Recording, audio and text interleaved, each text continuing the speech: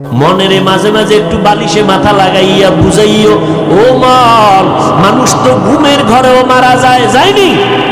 তুমি যে ঘুমাও, ঘুমের মধ্যে যদি আজরাইল আইসা তোমার জানটা নিয়ে যায়, মা আইসা দেখবে তুমি পইরা গেছো, শরীরের মধ্যে হাত দিয়ে দেখবে বরফের মতো ঠান্ডা, কাঠের মতো শক্ত।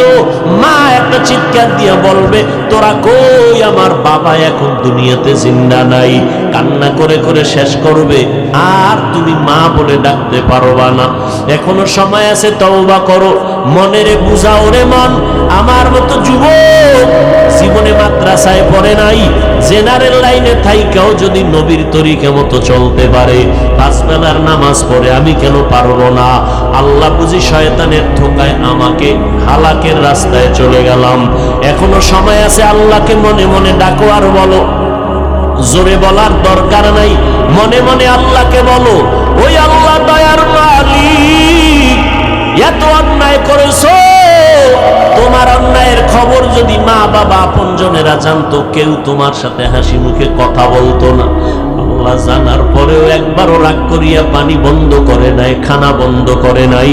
তোমার আমার গুনার কারণে আল্লাহ পাক সম্মানের চেয়ার থেকে ফালাইয়া দেয় নাই, বরং আল্লাহ ডাকে, বান্দায় তওবার ঘরে ফিরে আয়, আর গুনাহ করিস না রে যুবক, এখনো সময় আছে, তওবা কর। কত আর গুনাহ করবি? সূর্যের গরম সহ্য করতে পারো না রে ভাই, গুনাহ নিয়ে কবরে গেলে জাহান্নামের আগুনের গরম কেমনে সহ্য করবা? মশার কামড় সইতে পারি না, কবরে গেলে পোকামাকড়ের কামড় কেমনে সহ্য করবা রে বাবা? একটু চিন্তা করিও, মনে মনে আল্লাহকে বলতে থাকো, আল্লাহ কত আর অপরাধ করব, এই জীবনে তো কম অন্যায় করি নাই। আজকে মনে হয় জানো, এই ময়দানে আমার মতো অপরাধী কেউ নাই। আমার অপরাধের কারণে আমার হাত না পাক, চোখ না পাক, জিহ্বা না পাক, অন্তর না পাক। আজকে তওবা করলাম, আল্লাহ যতদিন বেঁচে থাকবো আর কোনদিন নামাজ ছাড়বো না, মা বাবারে কষ্ট দিব না। এ যুবক, ওই মা বাবার দোয়া ছাড়া আগাইতে পারবা না। ওই মা বাবার দোয়ার কান্নার কারণে আজ আমি মানুষ হইয়া চেয়ারে বসছি। ওই মা বাবার চোখের পানি আর দোয়া, ওই মা বাবার চোখের পানি আর দোয়ার কারণে যুবক পরীক্ষায় পাস করেছো। ওই মা বাবার চোখের পানি আর দোয়ার কারণে তুমি টাকার মালিক, বাড়ি গাড়ির মালিক হয়েছো, সম্মানের চেয়ার পেয়েছো রে ভাই। ওই মা বাবারে ভুলিয়ে গেছো কেন? ওই মা বাবার দোয়া ছাড়া সামনে আগাইতে পারবা না। ওই মা বাবা যার বেঁচে আছে, পায়ে হাত রেখে বলি, বাসায় গিয়া মাকে গিয়া বলি, সো মা, আমার মাথায় হাত বুলাইয়া দাও। ও মা, কত বেয়াদবি করেছি, তুমি আমার কথায় কষ্ট পাইয়া কান্না করেছো, আমাকে দয়া করে মাফ করে দাও। ওরে মা বাবায় না খাইয়া তোমাকে আমাকে খাওয়াইতে,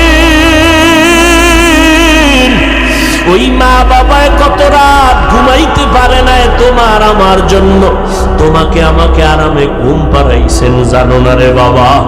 আমরা বাবার ৫-৭টা সন্তান, আমি অসুস্থ, বাকি ভাই বোন সুস্থ।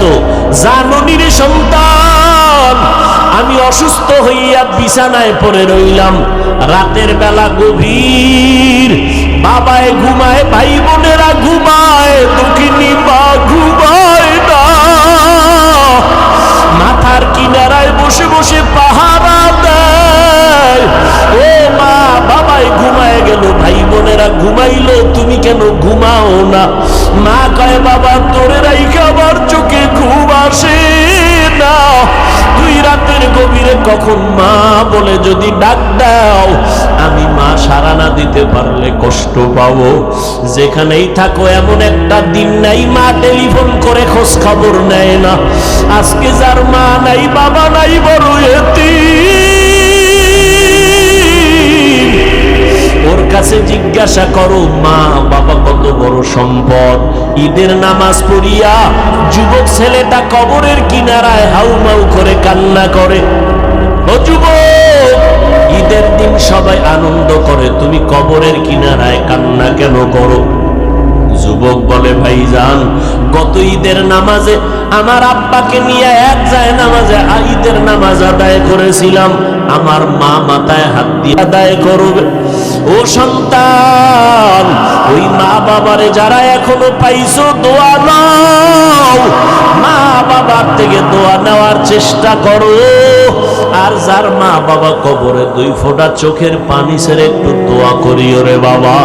ওই মা বাবায় কত দোয়া করেছে তোমার আমার জন্য, এখনো সময় আছে, বেয়াদবি করবা না। অন্তর থেকে আমার মাওলার কাছে তওবার নিয়তে বলো, আল্লাহ, মরে গেলে যাব, হায়াতের মালিক আল্লাহ, ইজ্জতের মালিক আল্লাহ, আজকে থেকে আর নামাজ ছাড়ব না, ওলামায়ে কেরামের বিরোধিতা করব না, মা বাবার দোয়া নিয়ে চলবো, 5 বেলার নামাজ পড়ব, স্কুলে পড়ি, যেখানেই থাকি নবীর সুন্নাত অনুযায়ী চলবো। আজকে থেকে আল্লাহ তোমার বিরুদ্ধে যাব না, আর কোনোদিন নবীর তরিকার বাইরে চলবো না।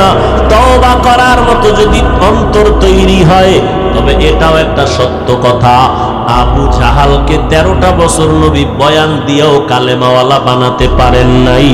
এই জমিনে কিয়ামত পর্যন্ত আবু জাহালের মতো শক্ত পাথরওয়ালা অন্তরের কিছু মানুষ থাকবে, হাজারো বয়ানে তাদের দিলটা নরম হবে না, চোখে পানি আসবে না, তওবার নিয়ত করবে না, বরং ময়দানের বাইরে গিয়া গীবত শিকায়াত করে করে আলেমদের বিরোধিতা করে গুনার পাল্লা ভারী করবে। আর একদল মানুষ ওমরের মতো মেজাজ, তওবার নিয়তে ময়দানে ঢুকবে, গুনার কথা স্মরণ করে যখন কবরের কথা স্মরণ হবে কান্না শুরু করে দিবে। এমন তওবা করে বের হবে, জীবনে আর গুনার কাছেও যাবে না।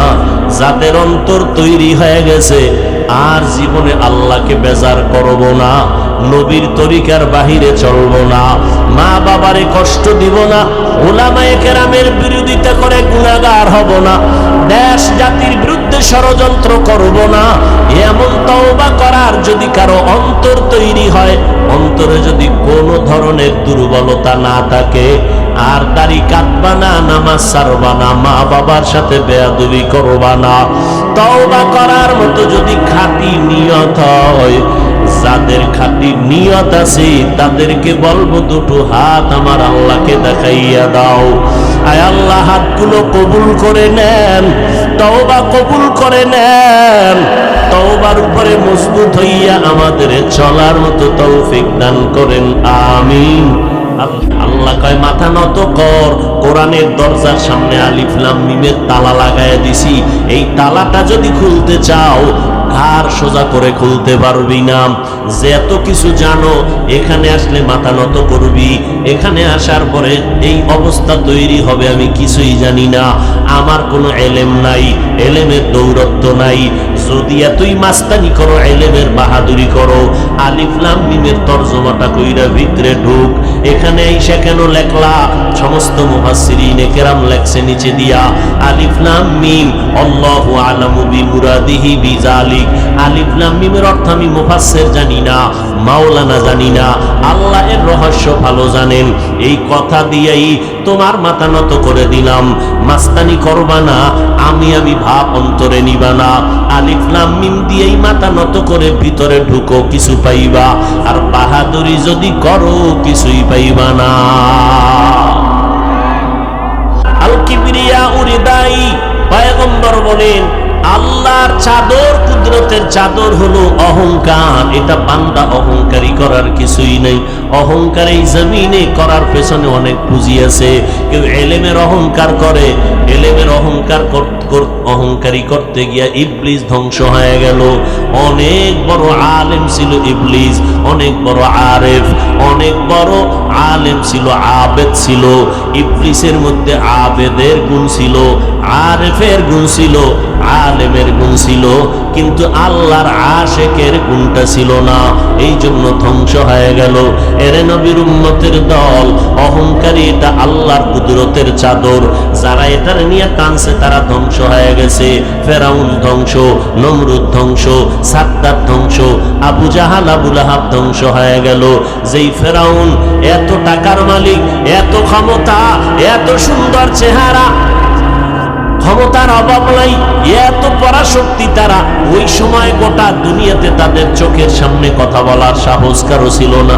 কিন্তু নজর করে দেখেন আবু জাহাল আবু লাহাব, আবু জাহালের নাম আবুল হেকাম, এত বুদ্ধি তার ছিল, কিন্তু সারা দুনিয়াতে মুসলমান দূরের কথা, বেঈমানের ঘরে আবু জাহাল নামে কোনো মানুষ আসেনি, ফেরাউন নামের কেউ আসেনি, নমরুদ নামের কেউ আসেনি। কেন রাখে না? সাদ্দাম আছে না, সাদ্দাম নাম রাখছে কেন?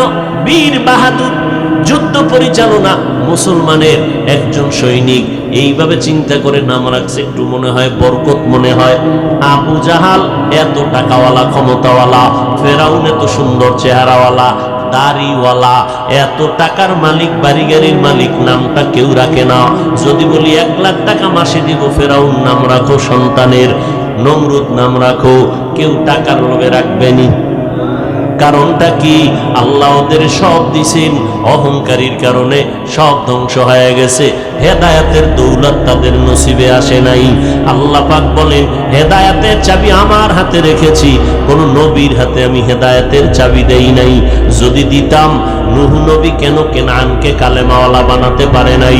ইব্রাহিম নবী তার বাবা আজরকে কালেমার পতাকার মধ্যে ঢুকাইতে কেন পারে নাই? আমার নবী রহমাতুল লিল আলামিন, বিশ্ব নবী, শ্রেষ্ঠ নবী আমার, যার কোনো গুনাহ নাই, আসেনি? কি নবীর গুনাহ আছে? যারা বলবে নবীরা মাসুম না, নবীরা নিষ্পাপ না, তাদের ঈমান চলে যাবে। নবীরা সব হলো নিষ্পাপ, সমস্ত আম্বিয়া কেরাম নিষ্পাপ, এবং তারা কিয়ামত পর্যন্ত তাদের রওজার মধ্যে থাকবেন জিন্দা। যারা বলবে মরা নবী কবরে জিন্দা না, তারা ভণ্ড। নবীরা কবরে মরা না জিন্দা? মরা বলার মতো পণ্ডিত আছে না নাই? অভাব নাই। এরা আবার আমগো যুক্তি দিয়ে পেছ ফালায় দেয়, যদি জিন্দা হয়, কোরআন শরীফের আয়াতে আছে আল্লাহ এগো রিজিক দেয়, তো রিজিক দিলে কি দেয়? আটার রুটি না ভাত? যদি যাই দেও, খায় কেমনে? ওই 2 জায়গার ভিতরে প্লেট গ্লাস কই পা? এরকম বাজে বাজে কথা বইলা সাধারণ মানুষের ব্রেনকে আটকায় দেয়। এক কথায় আমি জবাব দিলাম, যারা নবীদেরকে জিন্দা কবরে মানে না, সংক্ষেপ জবাব, তারা বাতেল, তারা ভণ্ড। ভাইরা আমার, আল্লাহ পাক রব্বুল আলামিন অহংকারীদের পছন্দ করেন না। যেই ফেরাউনের এত দাপট, কিন্তু মাটি পর্যন্ত তার লাশ গ্রহণ করে নাই, মশা মাছিও গ্রহণ করে না। কোথায় আজ ফেরাউনের লাশ পড়ে আছে আপনাদের জানা আছে? কোটি টাকার মালিক দেখো, অভাব হয় না দূর, গরিব ঘুমায় আরাম করে মনটা বাহাদুর। ফেরাউনের লাশটা দেখো মিশর জাদু ঘরে, খায় না মাটি, পোকা মাছি সবাই ঘৃণা করে। হৃদয়ে থাকিবে যার নম্রতা সদা, রহমত আসিবে সেথা প্রভুর ওয়াদা। বড়র বাড়াই থাকলে দিলে রহমত আসবে না, নিজেকে নিজে ছোট মনে করিও সাদা। উঁচু জমিন থেকে পানি নিচু জমিনে যায়, তেমনি খোদার রহমত আসে নম্রতার হৃদয়। ভোগ বিলাসের বাড়ি গাড়ি পরে রবে সব, থাকতে সময় স্মরণ করো আল্লাহ আমার রব। থাকতে সময় স্মরণ করো আল্লাহ আমার রব। যতই চালাকি করো, আল্লাহর কাছে ফিরে যেতেই হবে, পালাবার কোনো সুযোগ। মরণ থেকে যতই পালাও, মরণ তোমার